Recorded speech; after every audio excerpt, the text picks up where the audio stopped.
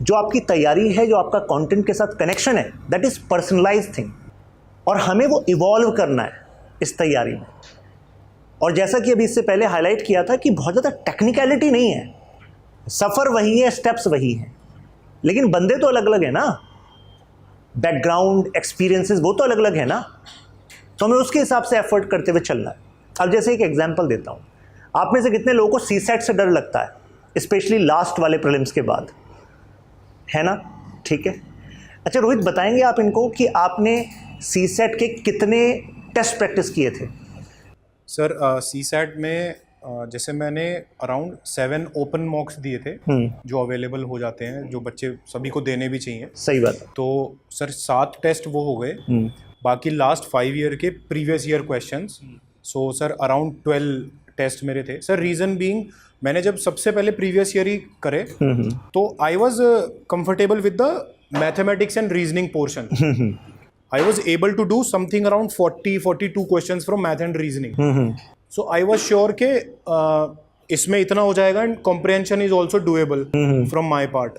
So but sir, again, problem is not with CSAT being comfortable with CSAT.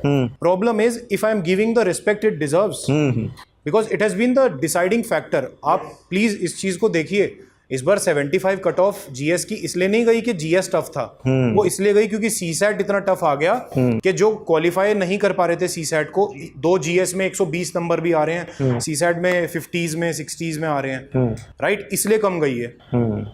मैंने यही make sure करा कि मैं लूज इसको नहीं लूंगा बिल्कुल भी, बट अगेन मैं इतनी ज्यादा कुछ एक्स्ट्राऑर्डिनरी भी चीज नहीं करूंगा कि मुझे कोई किताब फॉलो करनी पड़े।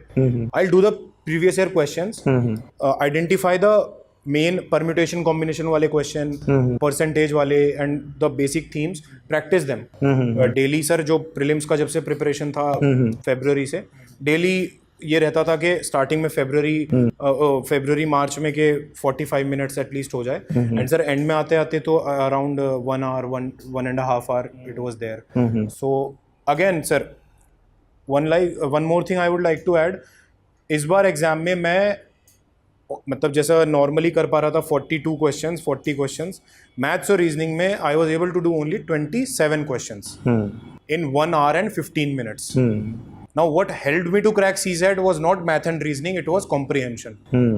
And it was my, you can say, presence of mind there, or you know, the attempting strategy that I realized कि maths और reasoning से तो वैसे भी नहीं clear हो रहा इस बार।